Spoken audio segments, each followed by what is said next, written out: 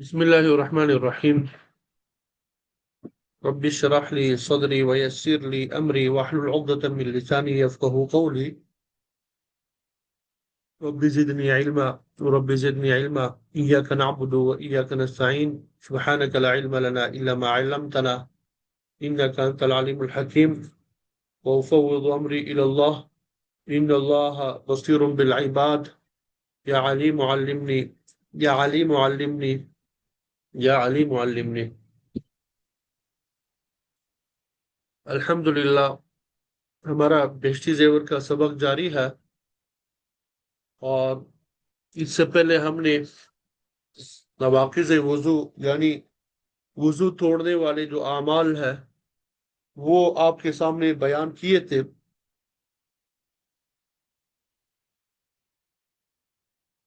अब आज जो है इंशाअल्लाह आपके सामने माजूर के अहकाम जो है वो बयान किए जाएंगे कि माजूर जो है उसके क्या अहकाम है, तो वो इंशाअल्लाह आपके सामने बयान किए जाएंगे।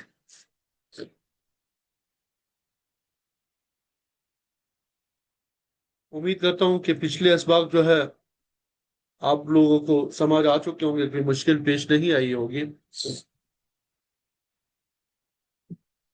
तो माजूर के अहकाम में पहला मसला जो बयान किया गया है वो तकरीबन माजूर की तारीफ ही बयान की है। इसमें पहले मसले में क्या किया है भाई, माजूर की तारीफ ही बयान की गई है कि माजूर कहते किसे है। तो इसको समझना है। नॉर्मली ये अक्सर लोग मसाइल पूछते हैं कि माजूर के हुक्म में कौन दाखिल है कौन दाखिल नहीं है। तो जब यहाँ पे आप समझ लेंगे इंशाअल्लाह मुश्किल पेश नहीं आएगी। फिर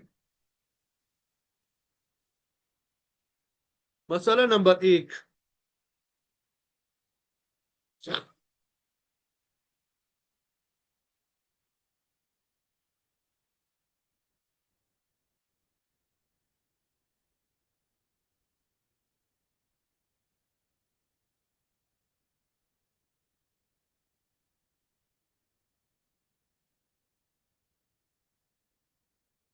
जिसको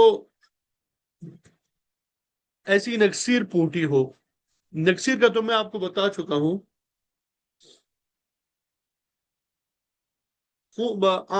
नाक से खून बहने को ये नक्सीर कहते हैं, ठीक है। जिसको ऐसी नक्सीर फूटी हो कि किसी तरह बंद नहीं होती, या कोई ऐसा जख्म है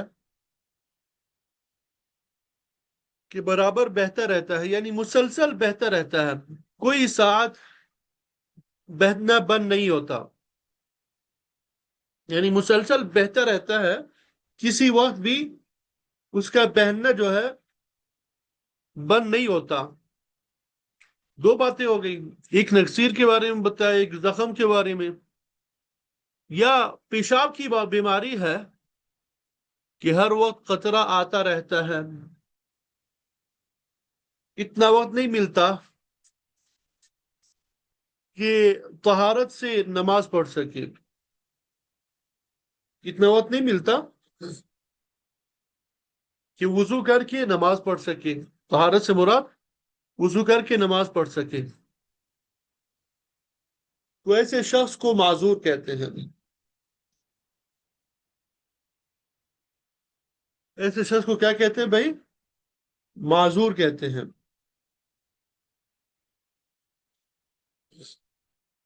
यानी ऐसा शख्स माजूर कहलाता है जिसको कोई ऐसा उज़र लाहिक हो कि उसके होते हुए उसका वजू बरकरार नहीं रहता, उसको पाकी का इतना वक्त भी नहीं मिलता कि वजू करके फर्ज नमाज पढ़ सके। वजू करके क्या सिर्फ फर्ज नमाज पढ़ सके। लिहाजा अगर उसे नमाज के पूरे वक्त में इतना वक्त अगर मिल जाता है कि पाकी की हालत में वजू करके सिर्फ फर्ज नमाज अदा कर सकता हो, तो ये आदमी شریعت کی نظر میں معذور نہیں رہتا۔ تو یہاں تک جو ہے وہ معذور کی تعریف بتائی۔ اب یہ معذور کا حکم کیا ہے؟ معذور کا حکم کیا ہے؟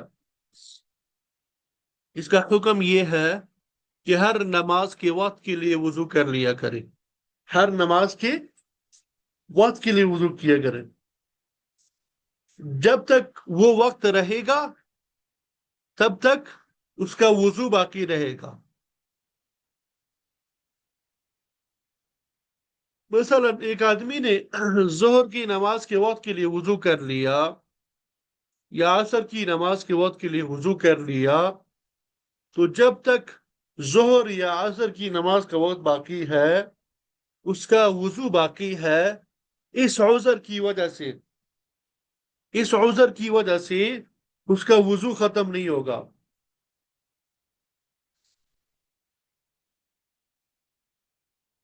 اس کا عذر ختم نہیں ہوگا، ٹھیک ہے؟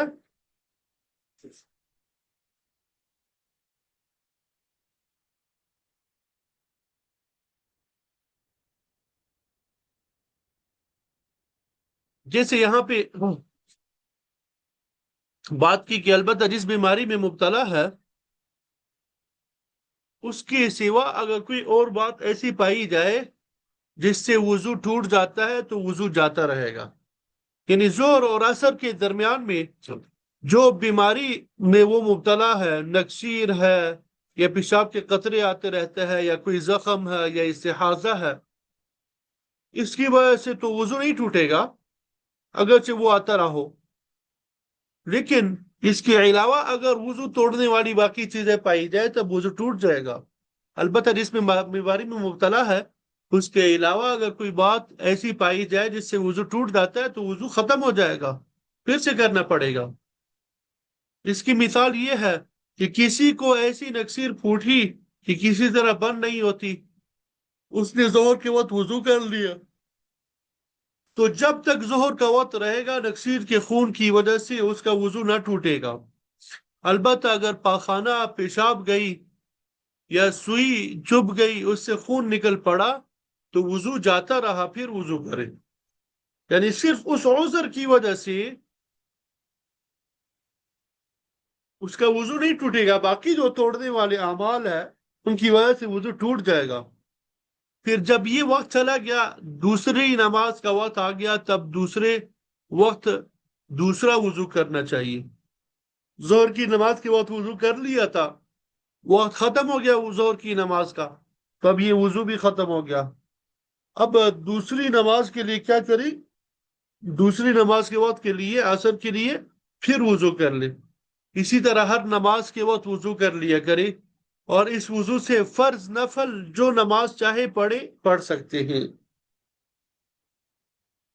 یہ مسئلہ نمبر 1 سمجھ میں آ گیا بھائی؟ مسئلہ نمبر 1 سمجھ آ گیا سب کو؟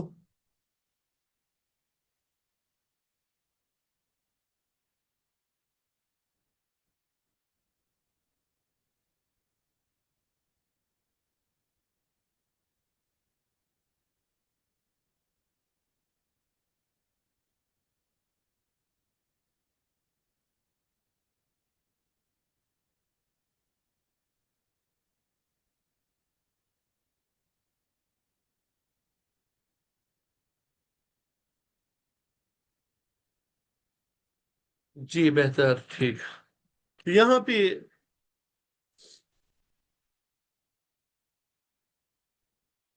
معذور کی تعریف بیان کی، کچھ مثالیں بتائیں، اور اسی طرح اس کا حکم بتا دیا، ٹھیک ہے؟ اس کا حکم بتا دیا۔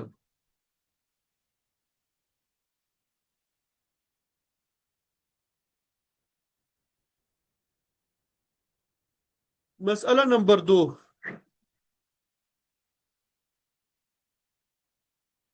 اگر فجر کے وقت وضو کیا، کیا کیا بھائی؟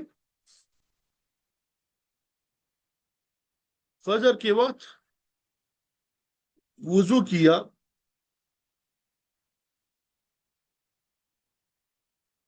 تو آفتاب نکلنے کے بعد اس وضو سے نماز نہیں پڑھ سکتی.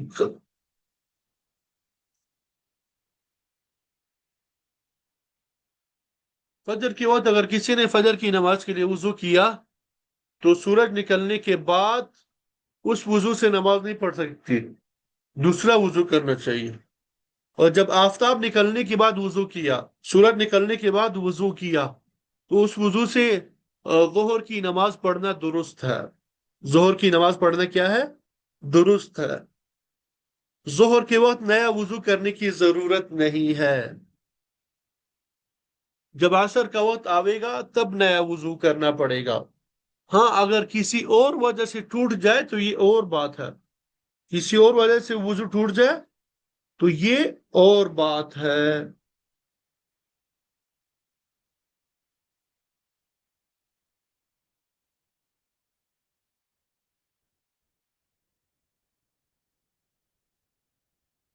مسئلہ نمبر 3، کسی کے ایسا زخم تھا کہ ہر دم بہا کرتا تھا. ایک آدمی کو زخم لگا ہوا تھا اور وہ زخم ہر ٹائم کیا تھا؟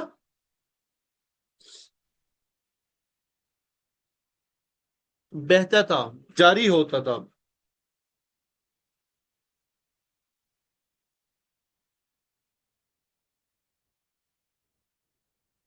اس نے وضو کیا،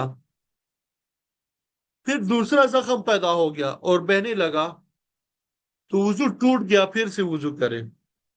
وضو کیا ہو گیا؟ ٹوٹ چکا ہے، اب پھر سے وضو کرے.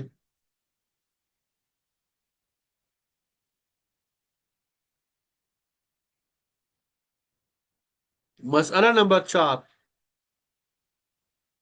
آدمی معذور جب بنتا ہے اور یہ حکم اس وقت لگاتے ہیں کہ پورا ایک وقت اسی طرح گزر جائے کہ خون برابر بہا کرے. معذور کی شرائط بتا رہے ہیں نا کہ کب تک معذور رہتا ہے، کب حکم لگے گا. یہ حکم اس وقت لگاتے ہیں کہ پورا ایک وقت اسی طرح گزر جائے کہ خون برابر بہا کرے، اور اتنا بھی وقت نہ ملے کہ اس وقت کی نماز طہارت سے پڑھ سکے، وضو سے پڑھ سکے. اگر اتنا وقت مل گیا کہ اس میں طہارت سے نماز پڑھ سکتی ہے تو اس کو معذور نہیں کہیں گے، اور جو حکم ابھی بیان ہوا ہے اس پر نہیں لگائیں گے. البتہ جب پورا ایک وقت اسی طرح گزر گیا کہ اس کو طہارت سے نماز پڑھنے کا موقع نہیں ملا، یہ معذور ہو گئی، اب اس کا وہی حکم ہے کہ ہر وقت نیا وضو کر لیا کرے. پھر جب دوسرا وقت آئے تو اس میں ہر وقت خون کا بہنا شرط نہیں ہے. جب ایک مرتبہ معذور کا حکم لگ گیا، اب اگلی مرتبہ ہر وقت خون کا بہنا شرط نہیں ہے، بلکہ وقت بھر میں اگر ایک دفعہ بھی خون آیا جا کرے، پورے وقت میں اگر ایک مرتبہ بھی خون آیا جایا کرے اور سارے وقت بند رہے تو بھی معذور باقی رہے گی. ہاں اگر اس کے بعد ایک پورا وقت ایسا گزر جائے جس میں خون جو ہے بالکل نہ آئے تو اب معذور نہیں. اب اس کا حکم یہ ہے کہ جتنی مرتبہ خون نکلے گا وضو ٹوٹ جائے گا. اس مسئلے کو خوب اچھی طرح سمجھنا ہے. تو بھائی یہ معذور کا حکم کب شروع ہوگا اس کی وضاحت کر رہی ہیں. یعنی مثال یہاں پہ آگے دی بھی ہوگی، مسئلہ نمبر 5 پہ مثال دی بھی ہے. ایک آدمی ہے، ظہر کا وقت ہو گیا، اس کے زخم کا خون بہنا شروع ہوا، تو اب حکم تو یہ ہوتا ہے کہ جو معذور ہوتا ہے تو وہ آخری وقت کا انتظار کرے. آخری وقت تک جب اس نے انتظار کیا، اگر بند ہو جائے تو ٹھیک ہے، وضو کر کے نماز پڑھ لی. لیکن اگر بند نہ ہو اور اسی طرح عصر کی نماز کا وقت بھی شروع ہو گیا، عصر کی نماز کا بھی پورا وقت کیا ہو گیا، اسی عذر کی حالت میں گزرا، وہ مسلسل بہ رہا ہے، 4 5 یا 6 منٹ اتنے ملتے نہیں ہے کہ وہ وضو کر کے صرف فرض پڑھ سکے، تو ایسی صورت میں یہ کیا ہو گیا؟ یہ معذور کہلائے گا۔ یہ تو شروع ہونے کے لیے پورے وقت میں، یعنی اس کو 5-6 منٹ بھی نہ ملے کہ وضو کر کے نماز پڑھ سکے۔ اب باقی رہنے کے لیے کہ یہ معذور ہے، جب ایک مرتبہ حکم ثابت ہو گیا، اب باقی رہنے کے لیے یہ ضروری نہیں ہے کہ پورے وقت میں بس خون بہ رہا ہو، بلکہ ایک وقت میں، کسی وقت میں ایک مرتبہ بھی اگر خون بہ پڑے، وہ عذر آ جائے، تو مطلب وہ معذور ہے۔ اب اس کے بعد مغرب سے عشاء تک پورے وقت میں خون کا بہنا ضروری نہیں ہے، بلکہ ایک مرتبہ بھی اگر خون آ گیا تب بھی وہ بھی کافی ہے۔ ٹھیک ہے؟ مسئلہ نمبر 5 میں اسی بات کو بیان کیا کہ ظہر کا وقت کچھ ہو گیا تھا، تب زخم وغیرہ کا خون بہنا شروع ہوا، تو اخیر وقت تک انتظار کریں۔ اگر بند ہو جائے تو خیر، نہیں تو وضو کر کے نماز پڑھ لیں۔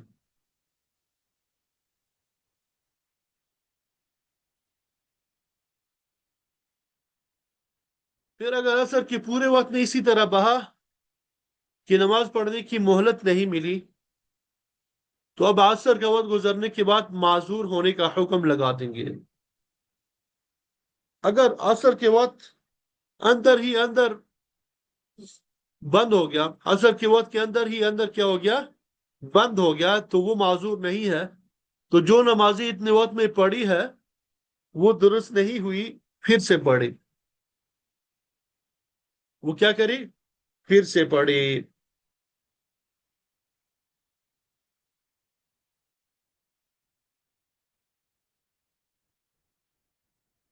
مسئلہ نمبر 6،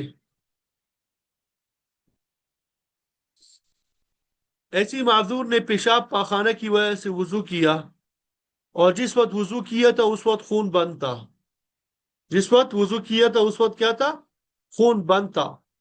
جب وضو کر چکی تب خون آیا، تو اس خون نکلنے سے وضو ٹوٹ جائے گا۔ اس خون نکلنے کی وجہ سے وضو کیا ہو جائے گا؟ ٹوٹ جائے گا۔ البتہ جو وضو نکسیر وغیرہ کی وجہ سے کیا، تو خاص وہ وضو نکسیر کی وجہ سے نہیں ٹوٹا۔ مسئلہ نمبر 7،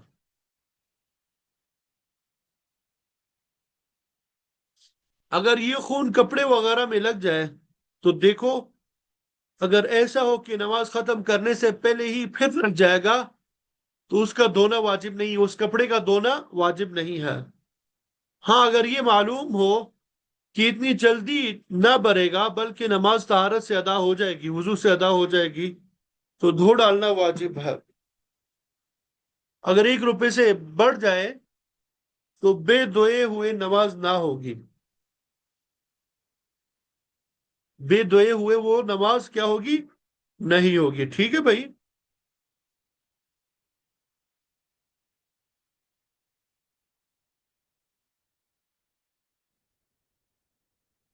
یہ پرانے زمانے میں جو روپے وغیرہ ہوا کرتے تھے، اس کی مقدار بیان کر رہے ہیں کہ اس مقدار سے زیادہ اگر لگ جائے تو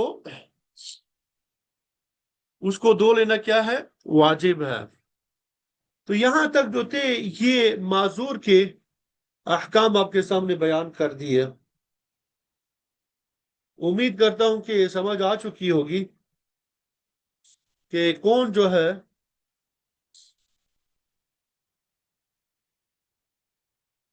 معذور کے حکم میں داخل ہے اور کون داخل نہیں ہے۔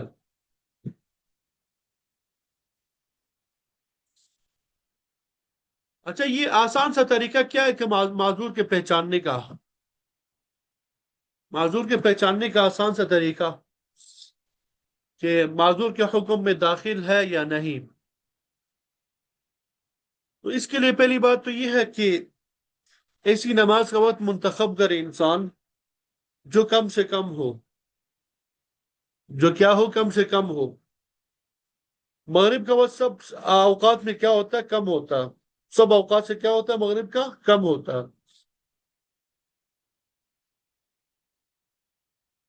شفق احمر یعنی سرخ روشنی کے غروب کو وقت مغرب کی انتہا قرار دیا جا سکتا ہے۔ تو کسی روز مغرب کے وقت خوب اہتمام سے اس کی کوشش کرے کہ پورے وقت میں ایسا موقع مل جائے جس میں وضو کے صرف فرائض پورے کر کے فرض نماز مختصراً پڑھ سکے، یعنی سنت مستحبات کے بغیر صرف فرائض پورے کر کے سلام تک بغیر وضو ٹوٹے پہنچ سکے۔ اگر اتنا وقت نہیں ملتا تو وہ آدمی معذور کی تعریف میں داخل ہے۔ اور آئندہ کے لیے یہ ضروری نہیں ہے کہ جس سے میں نے آپ کو بتایا کہ پورا وقت بیٹھ کے انتظار کرتا رہے، بلکہ صرف پورے وقت میں ایک مرتبہ عذر کا پایا جانا کافی ہے۔ تو جب تک یہ حالت رہے گی وہ معذور شمار ہوگا، ہر وقت کے لیے وہ نیا وضو کرے گا، پھر اس وضو سے جتنی نمازیں پڑھنا چاہے پڑھ سکتا ہے۔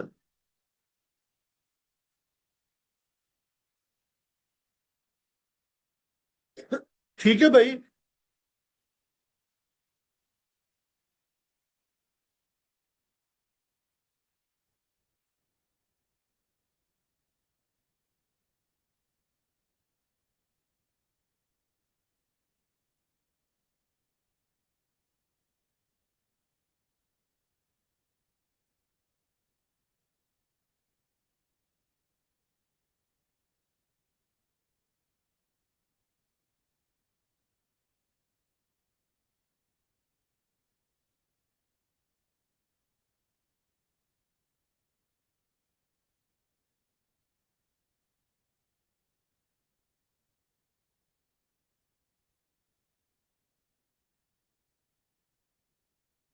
جی اگر کسی نے کوئی سوال پوچھنا ہو تو پوچھ سکتے ہیں۔